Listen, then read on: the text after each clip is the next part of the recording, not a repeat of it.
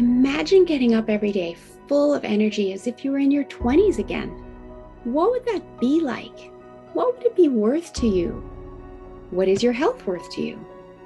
Think about it. Your health isn't everything, but without it, everything else is nothing. And yet, too many of us are taking it for granted until something goes wrong.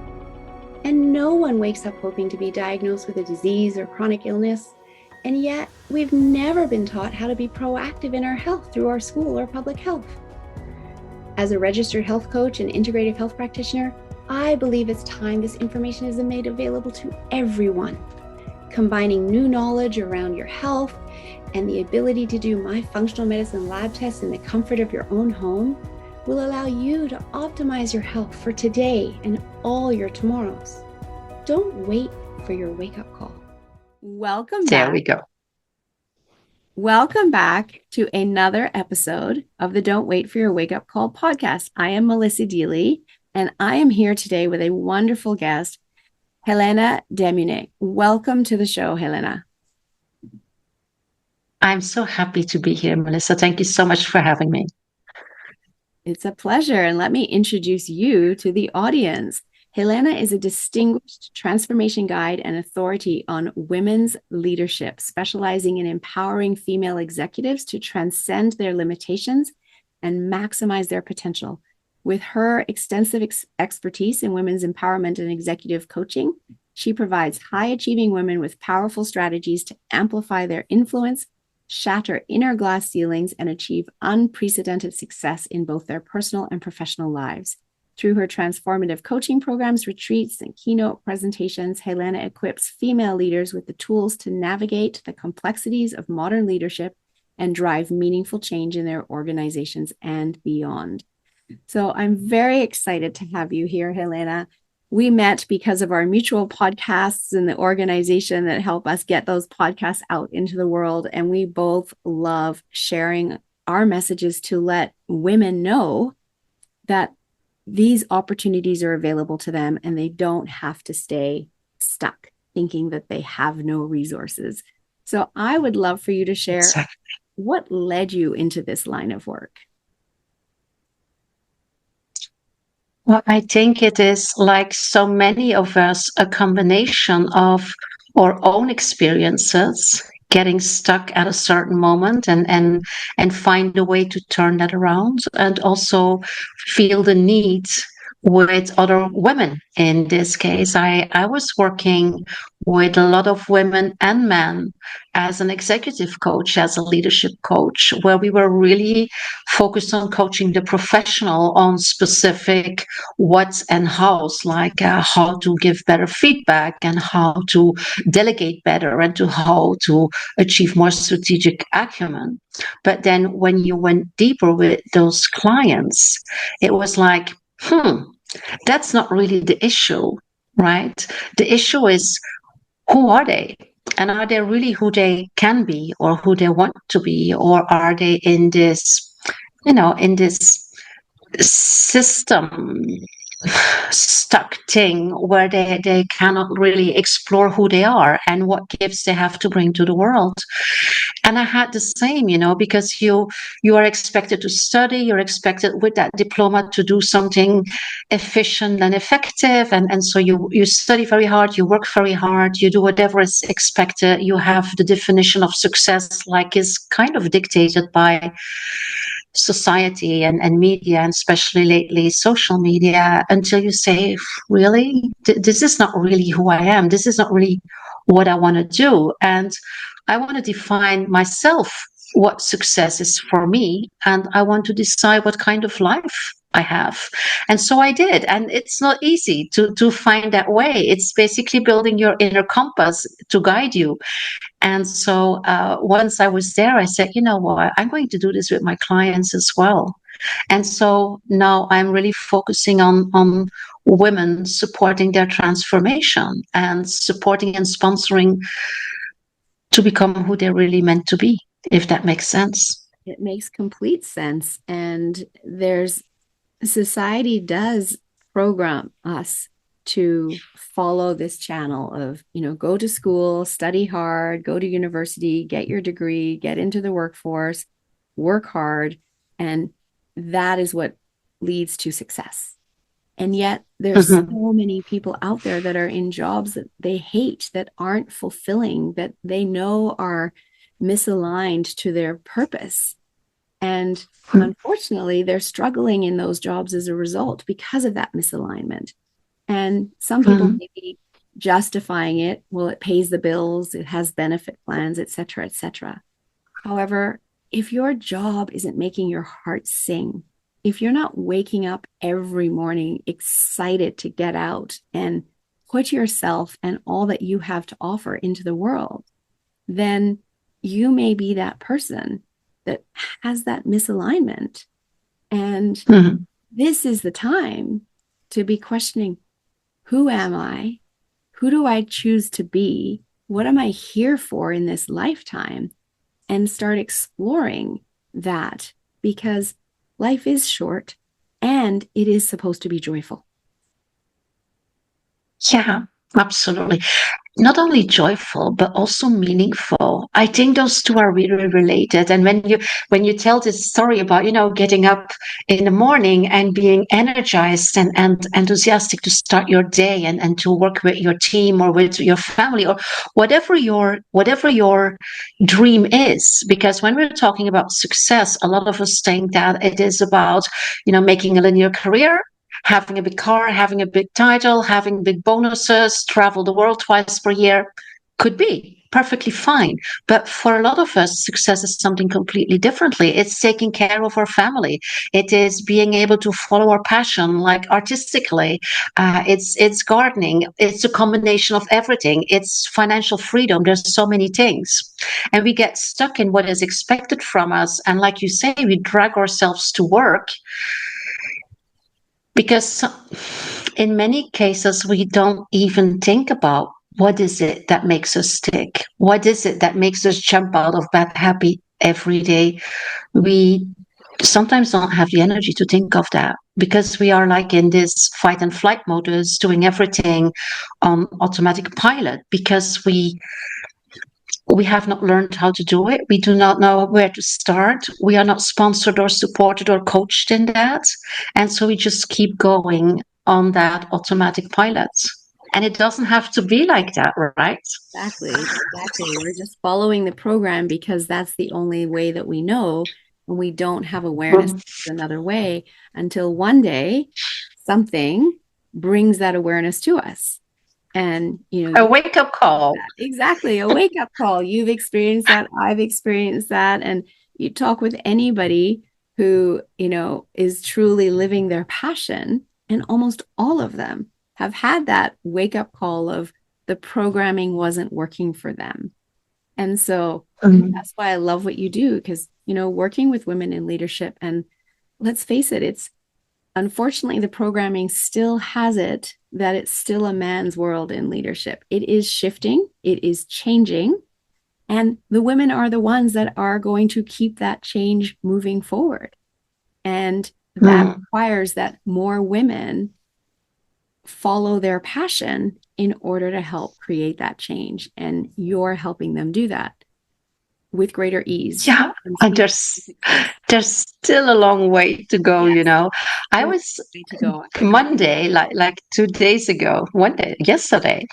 The first thing I saw when I opened my LinkedIn profile was a comment on my comment on a post about the access of women to venture capital.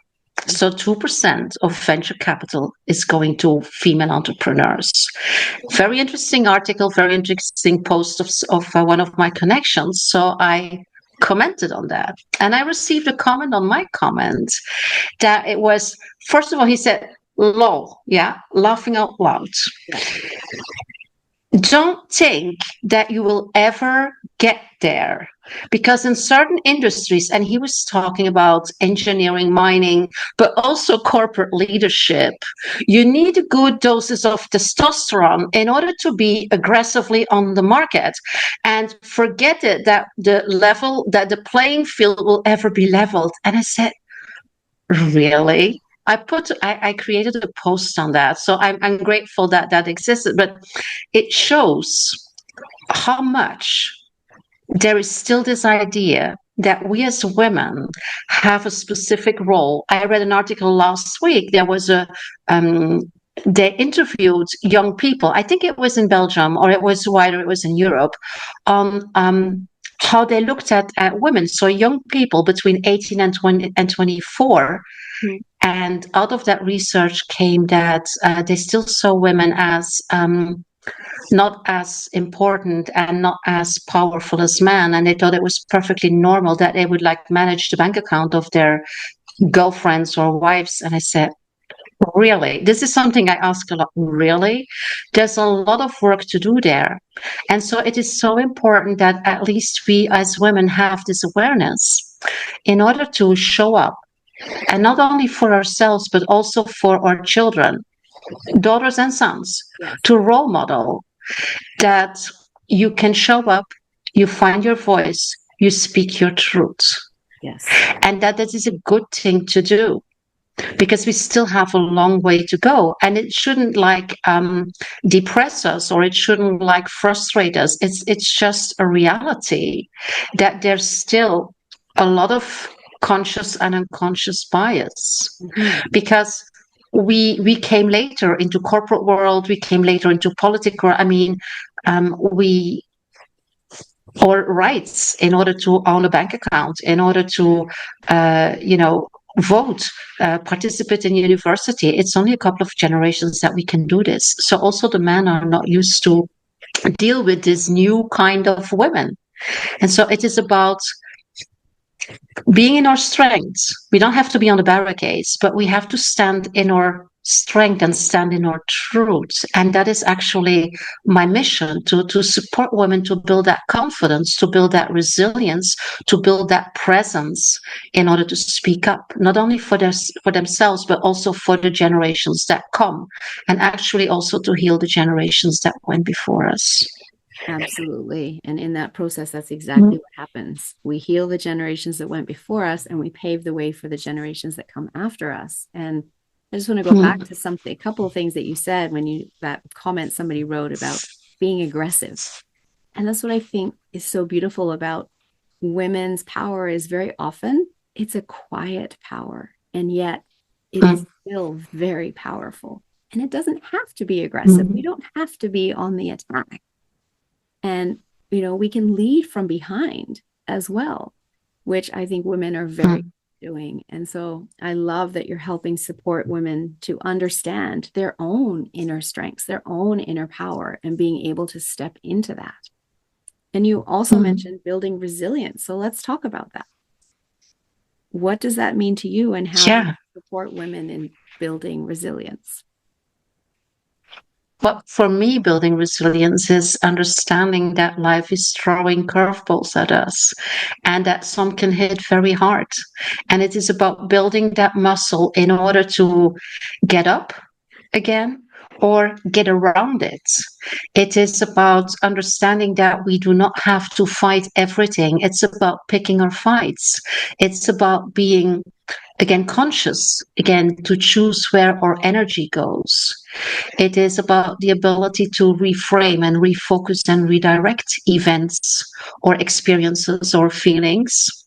And it is something that is extremely important in order to stay in our strength, because if we let ourselves lead by the frustrations or irritations or fear or anger about what happens to us that is not just or not fair or too much or not enough, then again we are in our fight or flight modus, and we are in our protect modus. We don't see opportunities and possibilities. And I would like to take it a higher level, because resilience is like level one. What I also like to do, especially with women leaders, is to build this strategic agility, which is similar to resilience, but it is a lot more anticipating who they want to become and understanding what the future curveballs will be, what the future challenges will be, and building the capacity and the strength and the skills and the support, the allies, to work with that as well. It's strategic, it's long term, based on a clear vision of who you want to become, who is already inside, but who we want to manifest. And so resilience and strategic agility are two extremely important leadership qualities that we should also, as women, develop not only in ourselves, but also in our teams, in our communities, and especially in our families, in our children. Yeah. I love that. And it reminds me of the quote by Nelson Mandela about resiliency. Do not judge me by my successes. Judge me by how many times I fell down and got back up again. That's really what it's all about. And in the workshops Beautiful. I offer, we talk about Victim Island and Solution City. And life happens, as we said. We're always going to end up back on Victim Island. However, when our resilience muscle is strong and practiced, we don't land there for very long, because we get there and we're like, yeah, I don't like it over here anymore. And we have the ability to get straight back over to Solution City and keep moving forward versus, camping on Victim Island with the woe is me and telling our sob story repeatedly over and over again, which keeps us stuck. It doesn't resolve anything. Pity parties, and it doesn't move you forward. Right. And so, absolutely. Solution City is where we want to be. Yeah, absolutely. I love that. And the solution city should be a city with a lot of solutions, because we are so eager to step out of that experience of Victim Island, we take the first boat, right? Or we take the first solution that we see. And it is about understanding there again that we don't have to jump on whatever is offering itself as a solution, but that we can look at things, at life, at the future in a way that is opening for many possibilities and opportunities, also the ones that take us out of our comfort zone or that are completely in the unknown. And so building this resilience and agility is also building your inner wisdom and your inner strength, so you don't have to go for one solution. And especially as women leaders, women entrepreneurs, corporate executives, people look at us and we're there supposed to have all the answers, right? And if something's wrong, we need to find a solution immediately, and we need to make decisions, check, check, check, check. And so when things happen in professional or in personal life, we tend to do the same. First of all, we want to get rid of that feeling of victimhood, but just, this feeling of discomfort as quickly as possible. And so we jump in whatever solution that is there. It could be the first, or it could be the one that we always use, or it could be the one that society dictates, or that our parents have done for so many for so many years or decades. And it's this strategic agility is understanding that we have unlimited possibilities and that there are a lot of solutions, and that we better take the solution or solutions that are aligned with our values and with our belief systems, and that have long-term sustainability for all stakeholders involved, because we hardly have to create any solution that is only for ourselves. So that's an important one in terms of solutions and possibilities for me and in the work that I do. Yeah. Yeah. And it's really important for people to understand that, because when we're in that stuck place, we feel like in that moment, there are no resources and there are no solutions. And that's why we're stuck. And so when we can open up to people to realize that there are actually many resources that lead to many different solutions when we reframe the situation that they're in. And you're NLP trained, I'm NLP trained, and we understand that all of those resources are already available to us. When we tap in to the unconscious mind and to the higher self, we can't get there through the thinking conscious mind. So we have to go inside and be in alignment with our inner self in order to be able to access the resources that allow us to see the multitude of solutions. And that's where working with someone like you can help people do that. And we all have intuition. And it's a muscle. It's like a muscle. If we're not using it, we lose it. And so people might think, oh, I don't have good intuition. And it's just a matter of getting back to your intuition, practice listening to it, and connecting at a deeper level with that intuition. Because that intuition are the coming down from the higher self, and it will never lead you astray. Absolutely. With our thinking mind, we might choose the solution we've used all the time, or the solution our parents used, or the solution society dictates, which isn't actually the best option in the moment. Yeah, exactly. So I love that you're helping people get there. And I know when I was in the corporate world, intuition wasn't used at all. And it was really knocked out of me. And I stopped using my intuition because I was completely in my thinking brain, which is what society really, it teaches us in school and teaches us in the corporate world. Yeah. And, you know, I've read. Yeah, it's our logical mind. Yeah. We think it's that is very highly valued in corporate rights. So that's what we activate. 10% of our mind. It's not the other 90%. Exactly. Completely discrediting all the other resources available to us. And it wasn't until I got out of the corporate world that I started reconnecting with my intuition and being guided into this work. And it was such a beautiful journey to reconnect, because health and wellness was never on my radar. I wouldn't, if I just used my thinking mind, I have no idea what this second half of my life career, as I call it, would be. I can guarantee it wouldn't bring me as much joy and passion and fulfillment as this career that I was guided into, that was never on my thinking mind radar. Yeah, absolutely. That so resonates to me. And I'm not saying that everybody should at a certain moment switch careers and go from corporate to entrepreneurial. I mean, that's not what I mean.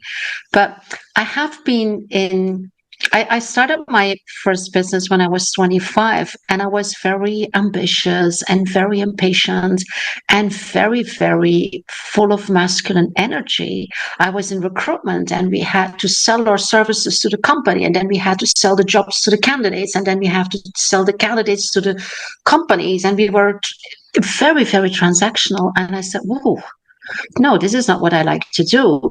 And so there already I changed the approach. We had a very unique approach. That's what I'm still told, of much more career coaching and looking at potential, looking at attitude, which was pretty difficult because we were recruiting accountants. So our clients said, no, we want somebody who can do accounts payable, accounts receivable, general accounting, VAT declarations, things like that. And if they don't check the boxes, it's no. And so it was like, we were in coaching in all directions, and that was really fulfilling because we really added value. Because if you look at it now, what we were doing 20 years ago is now done by AI and by platforms, checking boxes. But what we created in terms of career coaching was really adding value in the connection and the interaction, and that was so much more fulfilling. And it was because of understanding the needs with my candidates in terms of leadership development once they got at a certain level in their career, that I then also started my coaching career, because I felt that I could offer even more value there instead of just the transactional thing of placing somebody and guiding that process.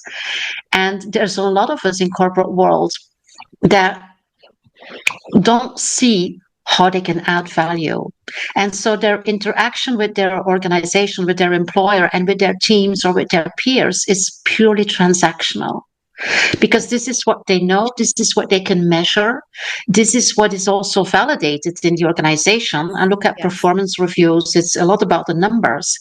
And so they are not stimulated to activate that connection and that inclusivity and that basically those typical feminine leadership qualities, because they're not really gender related. They're only gender activated or gender suppressed because of what is validated as leadership skills in organizations.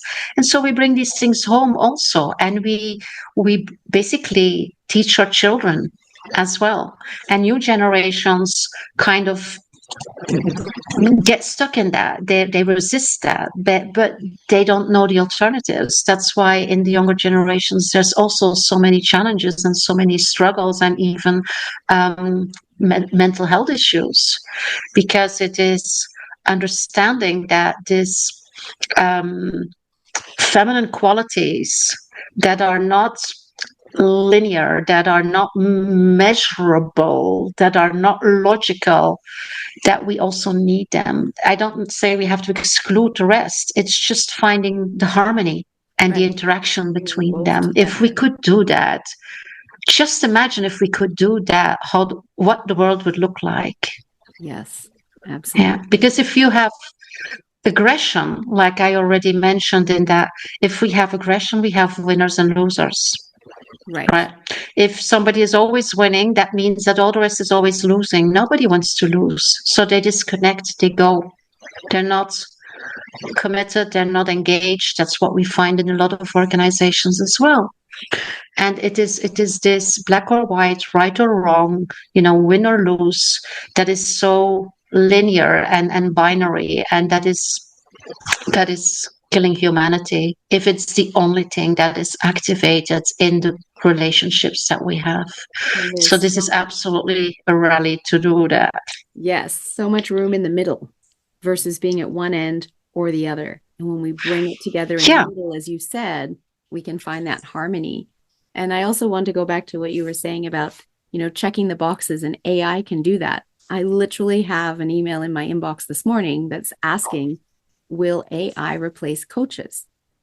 And to your point, AI is transactional. AI serves a purpose. AI can check the boxes and do assessments, etc.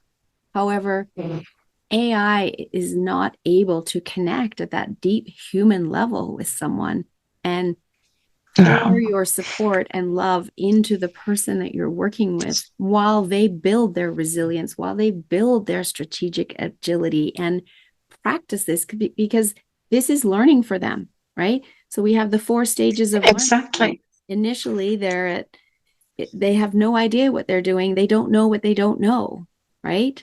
And then we get to stage 2 where, okay, now I have an idea of what I don't know and I need help. And then that's where we enlist the support of someone else, the coach.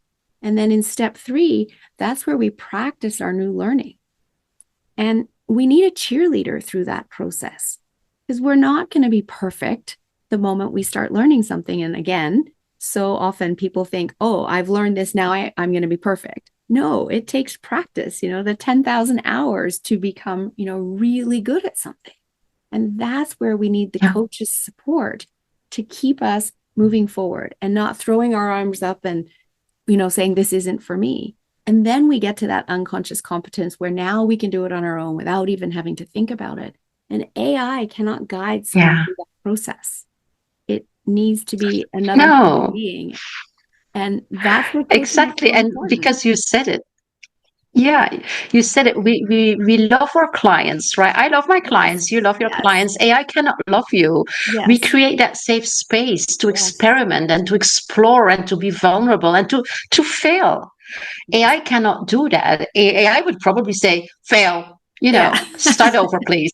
Something like that. I'm exaggerating because they can already insert some emotions, but not in a way like you really create that safe space. But it is about the connection, and it is about love. I mean, that's absolutely true. I mean, every morning I get up and I say, oh, today I get to have my conversation with Anna. Oh, I'm really looking forward to see her and to find out how she did this week, and this is something that this anticipation and this expectation creates an energy. So when you are in person or via Zoom, when you are together, people feel that. Yes. And that energy is allowing again growth and transparency and vulnerability, and that's absolutely true. Although AI is there to stay, and I'm a fan of AI. I absolutely love it. Aspects of my work, including in this recording right now. It's going to give me the key takeaways from this recording. It's going to give me show notes. So there's so many wonderful uses of AI. However, absolutely, when it comes to the human heart-to-heart connection, There we go. It's not there yet. And who knows if it ever will be. It will never be human, so I'm not sure we'll ever get there. However, as you say, some emotion is already being built in. So let's just shift this and talk, as we talk about mental and emotional well-being through the coaching process, through helping people get unstuck and into standing in their power. Let's talk about silence and nature as a key piece for helping people. It's slowing down. Mm-hmm.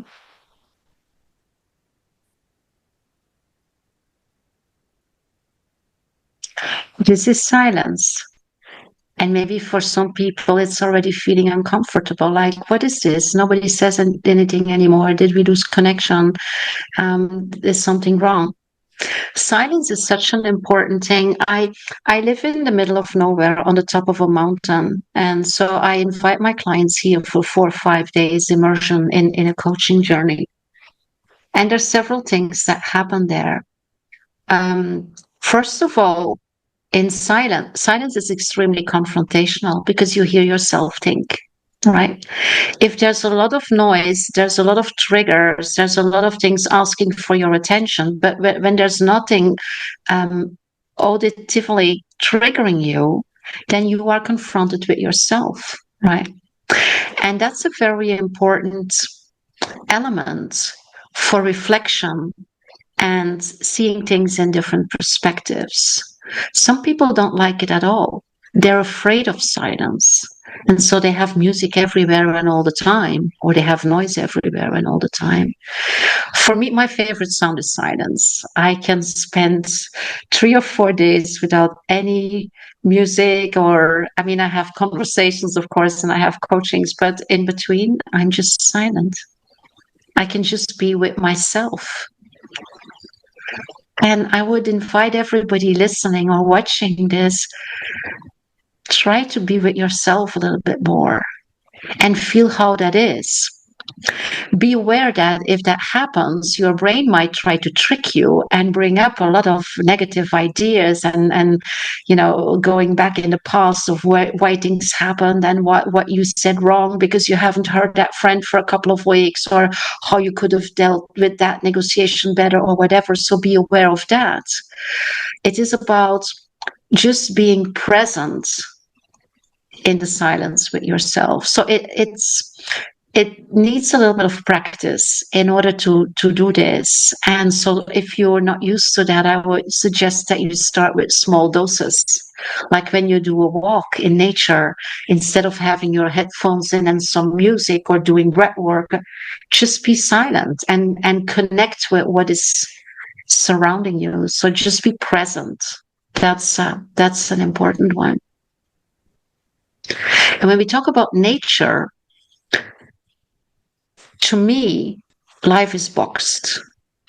I mean, we live in apartments or in houses, but we live in cubicles, we drive in cubicles, we work in cubicles, so we start thinking in cubicles. That's how I look at things. When you are in nature, it could be the sea, because some people are attracted by the sea. I'm very much attracted by the mountains. There's this infinity, there's this fluidity, there's this abundance of everything. And it gets you in a different perspective in relationship with the world, in relationship with the universe. I would say in relationship with God and spirit. So it is extremely important that we immerse ourselves regularly in nature and activate all our senses to connect with nature and see the abundance of trees, of leaves, of water in the sea, of sand, whatever presents itself, and to connect with that. Because we tend, especially if we are in stressful lives and we have a lot of goals and priorities and deadlines and budgets and whatever, we tend to see all these things as the most important things in life. And they're not. And we tend to take things completely out of proportion. And that's why it is so depleting us and overwhelming us that much. And if we can connect with nature and see how we are a part of this infinitive universum, we can bring ourselves, but also everything that is bothering us or frustrating us or irritating us or overwhelming us, we can also reduce that back to their proportions. And we can just fully embrace life and just be. And that's basically, yeah, that's what I want to say about that.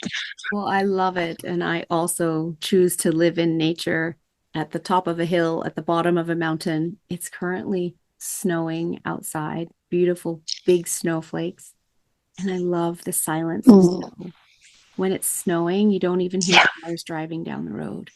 It's so peaceful. Exactly. So quiet. And getting out into nature, mountains call to my soul, so does water. So in the winter, I'm skiing. In the summer, I'm hiking them or on my paddleboard. Love the ocean. I had years in my youth growing up right next to the ocean. And all of that time in my youth, I didn't realize, because I also spent years growing up in big cities, I didn't know the healing power of nature. And I chose to live where I live now as a 22-year-old versus going back to London, England, and following a merchant banking career, high stress, long days, at the end of the day, going to the pub and eating fried food and drinking beer with all your colleagues and then getting up and doing it the next day. And I went, you know what? I just want to stay here because this is heaven on earth. At 22, nature was already calling to my soul. And again, I listened. I listened to my intuition and I chose to stay, having no idea what kind of a career I would make here. And I knew then money didn't buy happiness. So if I was happy here in nature, let's choose this and make everything else work. And what I know now is, the Hertz frequency of the earth is roughly 7.83.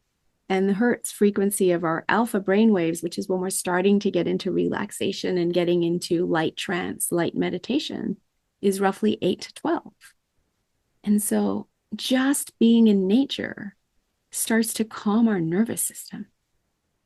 And that helps to quieten everything in our mind and bring us to a place where we can tap in and we can hear our intuition.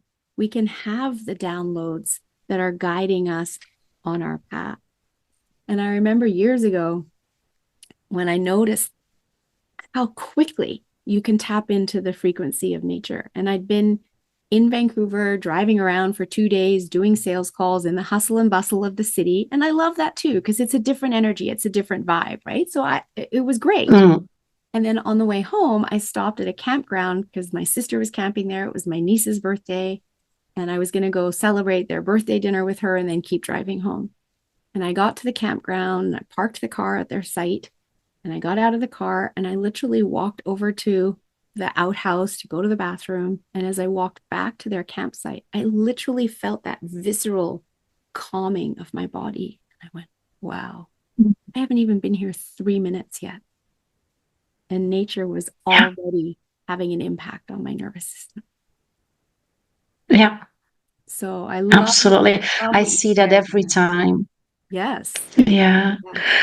Every time I pick up a client at the airport, flying is always whatever. It's a little bit stressful. There's so many people together in such a small space. And so I picked them up and then there's a lot of talking, and so I'm always listening and we drive the highway and then we drive the normal way and then we drive the mountain way. And then we take the dirt track. And some already start in the mountain, on the mountain way, but certainly on the dirt track, they're like, where are we? And then depending if it's light or dark, they see where they are. And it's like, okay, this is like a shock in their system. It's like, this is a completely different place. So some people start to worry, like, we're all alone here. What if something happens, or what if something goes wrong? Or are you not afraid here? And I said, afraid of what? I mean, there's nothing here but nature. Okay, you have to be organized and prepared for some things, absolutely. And then either in the evening or either the morning after, we sit outside at a breakfast table, and they're like, they land. They literally land in nature and in silence. And I love to see that every time, because there's such a, and we don't realize that enough. I know there are people that do this very consciously. Like there's this book, The Nature Fix, that was written by an American lady. I don't remember her name. It's a very simple title, The Nature Fix. She did a lot of research. And we should immerse ourselves in nature at least 3 hours per week. Yes. Yeah, at least. Yeah. And if we can't at least have pictures or visuals of nature, use essential oils that are like green, because our body and our brain needs it. Yes. Because that's where we come from. I mean, it's only the last couple of centuries that we have closed ourselves in all these kind of cubicles. Before we were with our feet and our hands connected to Mother Earth. Exactly. Right? Exactly. Yeah. Beautiful. So I've loved all of this sharing, Helena, and how you help women, and we'll get to how people can contact you if they would like to work with you and go and stay with you in your beautiful home at the top of the mountain. However, first, I always love to ask my guests, what does "don't wait for your wake-up call" mean to you?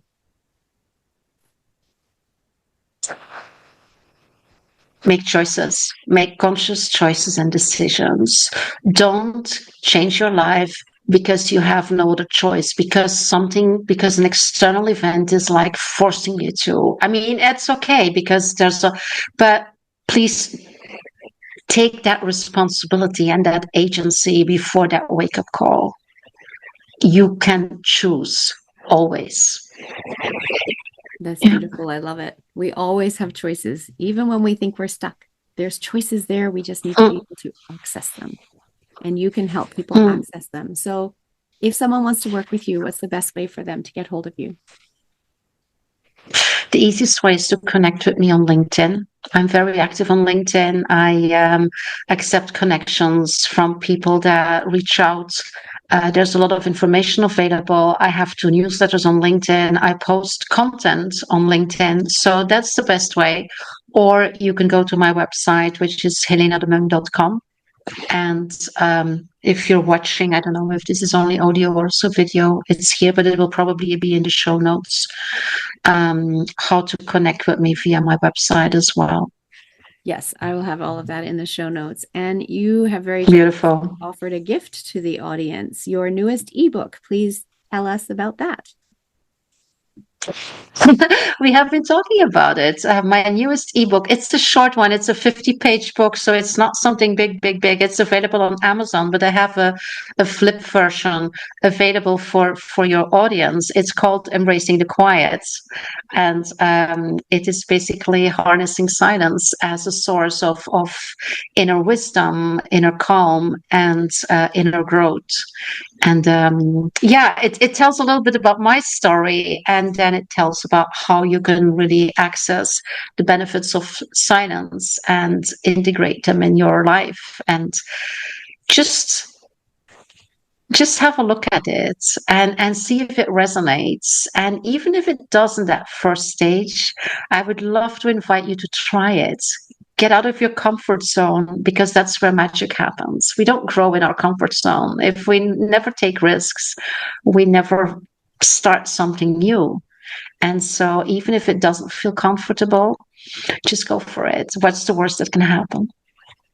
I love that. Beautiful wisdom to end the show on. And all of your contact details, etc., and the free gift are in the show notes. Thank you so much for joining me here today, Helena, and sharing your wisdom, your magic that you offer to the world, and how you are helping change the world by helping women stand in their power. And as you said, we have a lot of work to do. However, we all start, we spread the word, we create ripples, and it will happen. Absolutely. So, thank you so much. Yeah. Thank you, Melissa, for having me. It was an honor to be here. Thank you. You're very welcome. And thank you to my listeners for tuning in for learning, for wanting to grow, for whether it's your health, your life, your mindset, your career, for being here each and every week. And if this episode resonated with you and you know someone else that needs to hear it, please share it with them. I'd like to introduce you to Girls Matter today.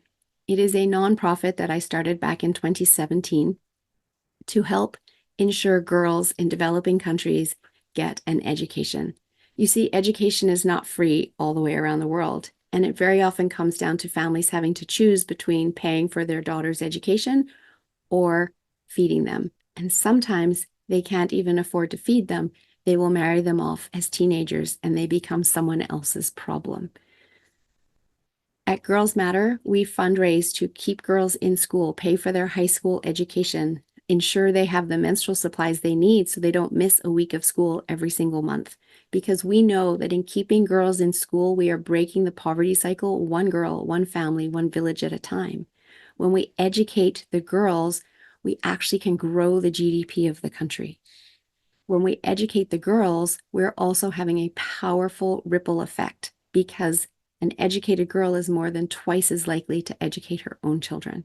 So if this is something that resonates with you and you would like to give back as you listen to my podcast and learn for yourself, and you would like to help other girls learn and improve their education, please go to girlsmatter.ca and donate. You can do one-time donations, subscription donations, whatever feels right for you.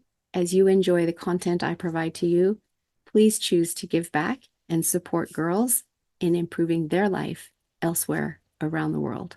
And for that, I thank you.